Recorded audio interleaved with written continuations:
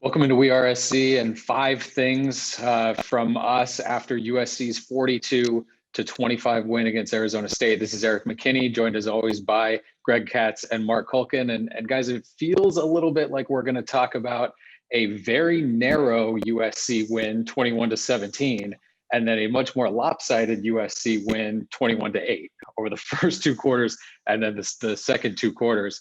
Let's go right into the five things. Greg, we'll go with you, and the first thing is going to be our player of the game. Who are you going with? Caleb Williams. I thought he is the offense. We'll talk about some of its specifics a little bit later in some of the other segments, but Caleb was 27, 37 for one interception, 3 touchdowns. He was much more poised, obviously, than he was the week before. Probably the Coliseum and the great fans' support of him, and I think he gained confidence in a hurry. So I would say I don't know anybody else that could have been the player of the game, at least offensively. That's just my take. Marc, go ahead. Do you have a different one, Marc? Yeah, it would be hard to argue against Caleb. I mean, 348 yards, 3 through the air, plus 1 on the ground. But I'm going to give it to Travis Dye, just because I don't want to say the same person. He's only getting credit for 62 yards. It seemed like he ran for 162. And my favorite play was watching his impersonation of Sam Bam Cunningham going over the top. So that was it was awesome. He plays with such a tenacity, such toughness, and he is the Trojans' best pass protection running back, bar none. He probably saved Caleb from a couple more sacks. He definitely gave up his body. I can tell you that. I watched 2 of them where he picked up blitzers. And, he did average 4.8 yards of carry, and he took some shots. But you know what? I saw him give a forearm, too, when a guy came in to make a tackle. So he's not a wallflower either. Yeah, I'm going to go with Greg and say Caleb Williams. You talk about the passing yards, the rushing yards, and you also want to bring up what he avoids in losses. He gets hit seemingly so many times just with a free rusher, and they can't bring him down. He does not get sacked. It's really unbelievable how he can kind of keep his head in the pocket when there are just bodies everywhere, and he can find either ways to get rid of the ball or pick up yards or do any of that stuff. It's incredible to watch him play when he is really feeling it, and you got that sense from Lincoln Riley. There were a few questions after the game.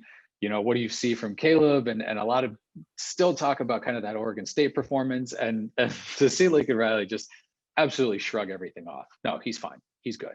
Like this, all the confidence in the world in him, and you see him play in a game like this, and you understand why. Lincoln Riley has seen that now, a year and a half, and going back to his high school career, when he's watched him and evaluated. And yeah, a really, really good performance from Caleb Williams. And that's a bad interception that he threw, right? And he kind of took credit for that. And even in a game where he has that, just kind of shines bright. Let's go to the second thing. That's going to be the play of the game. Greg, we'll go back to you. Your play of the game. Well, I can't say there was, for me, a play of the game, but I think there was plays of the game by Caleb Williams, just to amplify on what you said. When you watch Dorian Robinson from UCLA and you watch Cameron Ward from Washington State, they're not built like Caleb. Caleb is built. He's not a slender looking dude. And to see the way he's able to be nimble at the way his body is built is absolutely Houdini. I mean, there's a couple of times where he would bend over and I'd say, okay, they got him now. And I had my binoculars on him from the press box. It is unbelievable to see the things that he can get away with. You really think he's going to get racked up, and he doesn't. And he makes plays of the game by keep doing what he's doing. I don't know how he sees some of the backside pursuit of him, but it's almost like he feels it and he turns upfield. So I'm just absolutely blown away by his ability at his size. I don't know, was he 6'1", 6'2"? He looks like he's about 205, 210, maybe a little bit more. I can't tell. I haven't been right up close to him, but it is amazing. I mean, really athletic. The comment you make about sensing that backside pressure and not getting hit by that guy, it really is eyes in the back of his head. And you said Houdini. Travis Dye said the exact same thing when he talked after the game, just called it sort of Houdini-esque, the way he can avoid that rush and get out of the pocket. Mark, your play of the game or plays of the game, if you want to go Greg's route. Yeah, you know what? I'll just stay on the same tangent. Caleb escaping the safety in the end zone. That possession turned into a touchdown. So was that a 9-point switch? And it might not show up in the stat book, but the failed onside kick at the end of the game, was that Lincoln Riley who challenged it, saying, there's someone was blocking below the waist too soon? I mean, that was pretty key, because if Arizona State gets the ball back there, there's still plenty of time left in that game. And all of a sudden, you've got the visions of the whole Fail Mary thing going back a few years, dancing in your head again. So I think I'll stick with Caleb, avoiding the safety, turning that possession into a touchdown. They went, 96 yards. Pretty significant play of the game right there. Yeah, I'll go with the again, I'm going to pick a few plays. The first defensive series of the second half, and Arizona State gets the first down, but then, when you get that sack between Shane Lee and Eric Gentry, and then the next play where they try to swing it out to the running back and Mekhi Blackman's right there and Gentry's out there again. Eric Gentry talked about kind of he needed to find some energy, some motivation, and something to kind of spark the defense in the second half. And for him to be in on those two plays, I think that set the tone for USC's defense in the second half, and really the way they played for the rest of the game. And they needed a stop. They hadn't really gotten one at all to that point. And so I think that was significant for the defense to come out in the second half and say, okay, this isn't going to be what we did in the first half. Yeah. All right, third thing, moving on. What you expected, Greg? What did you think coming in, and then it did play out that way for you? Well, I think coming in when you're a 26-point favorite, and to be struggling almost like a Clay Helton type of performance in some areas, not all areas, of course, but it was surprising to see them struggle.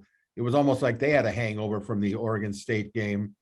But I'll tell you what did surprise me, that they could be so horrendous defensively in the first half. I mean, they were horrible. But in the second half, they really changed. And since I'm not on the sidelines, or nor is anybody else, except for the coaches, I'm going to have to give Alex Grinch a lot of credit, because he turned it around, and he did it this way. He played more defensive linemen in groupings than I've seen the entire season. I was seeing players really put out. So I just want to hit on these players, if you don't mind, because I thought they really did a great job.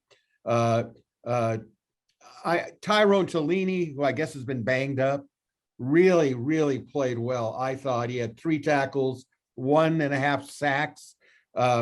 Corey Foreman, my gosh, has anyone been more peppered with negative? I mean, he played like I've never seen him play at USC.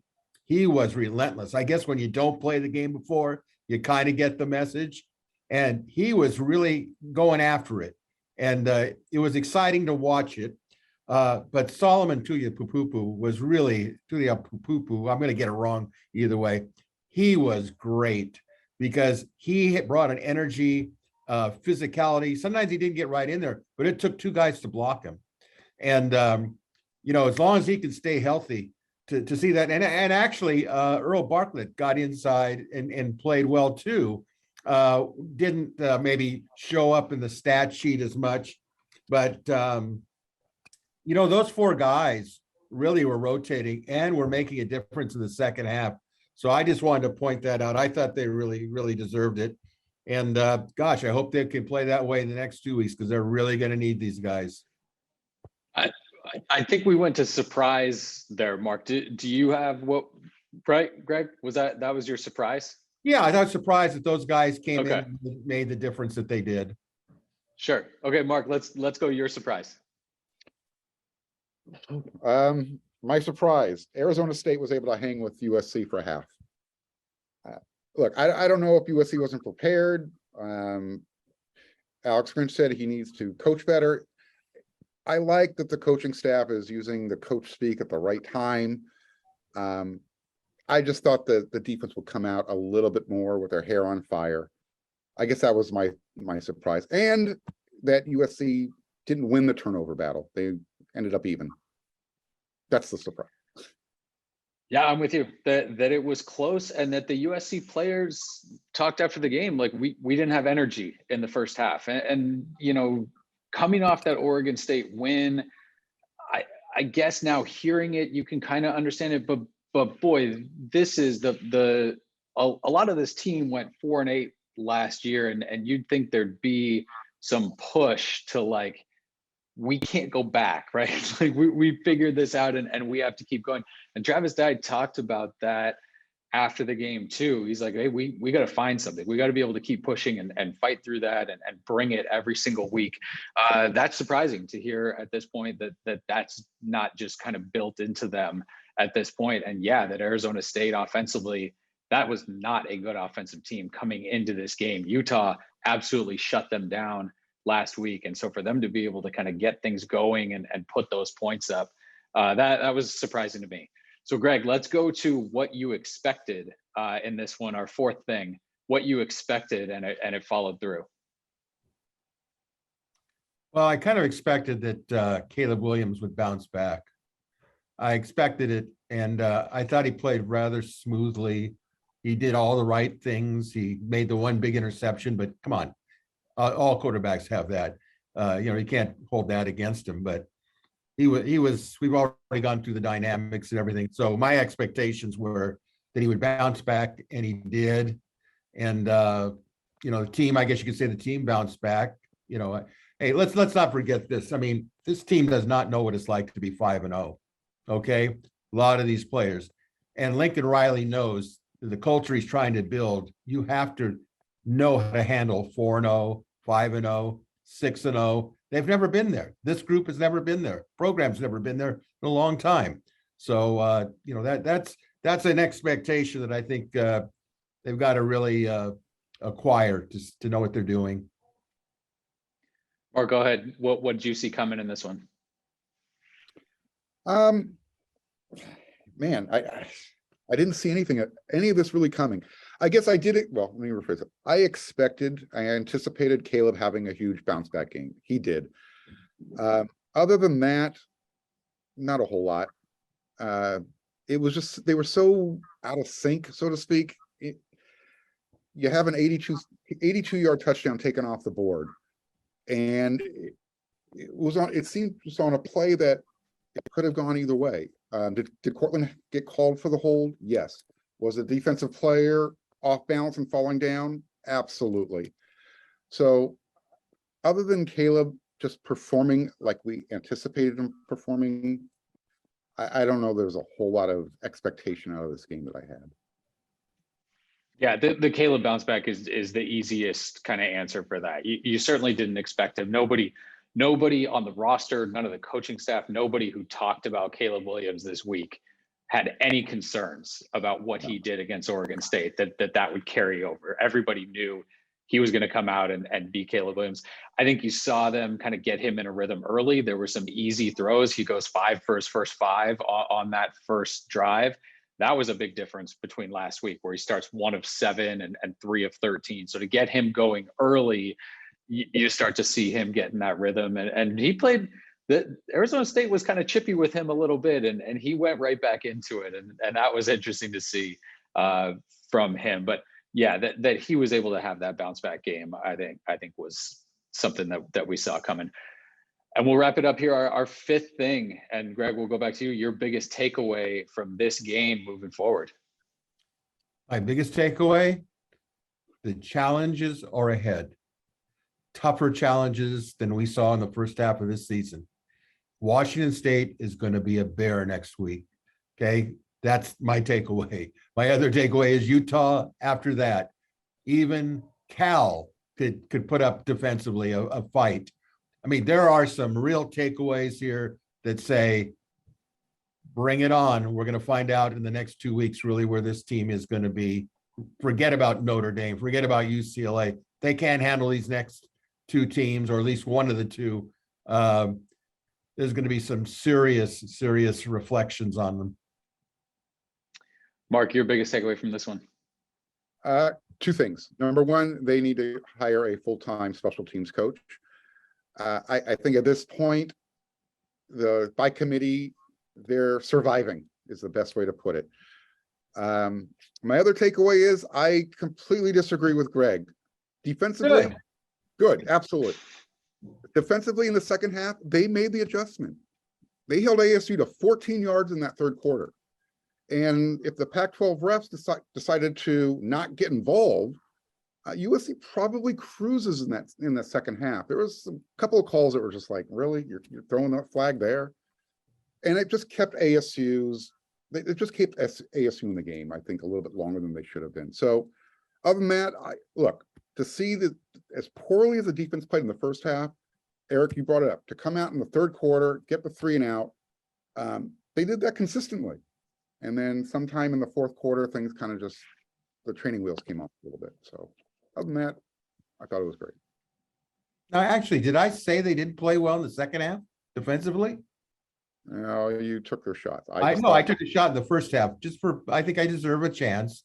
Point of We clarity. could go over that on Monday in our big show. Oh, we definitely will. You can bet on that. Great, So let's hold it to that. Good night's sleep. All right. Hey, my takeaway is, Oh I yeah, think yeah. Eric's part of the show too. I forgot about that. this game really highlights what USC can be and what USC might be too on the negative side of it. And like I said, the fact that you can come out in a home game, a night game, and not have that energy, if you do that, this team's now shown that it's capable of doing that. If you do that at Utah, that might be a hole that you can't dig out of if you do that against some of these teams. And so for them to show that's a possibility, that the defense can come out and just absolutely get gashed on the ground by an Arizona State team that is playing for an interim coach and not fully healthy and just really kind of nothing to play for this year.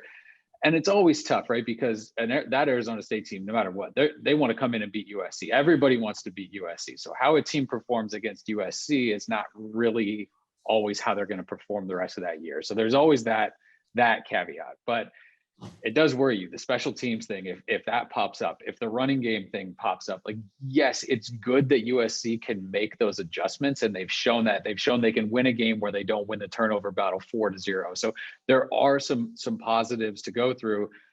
You just worry that if all of those negatives hit in the first half or first 3 quarters of a game against a team with a pulse, a good team, a Washington State, a Utah, one of those teams, what does USC have at that point? And so, yeah, I do think that the challenges are coming, and it's going to be very interesting to see if USC can kind of stay on the gas and keep that momentum going early in those games and not have to go into halftime in a fight with Arizona State and make adjustments and kind of dig themselves out of maybe a hole that they created in the first half. So I don't know how different this team is now between when we started, right? It was always going to be, hey, if the defense plays really well, the offense is probably going to score points. And that's where we are right now, 5 games into the season.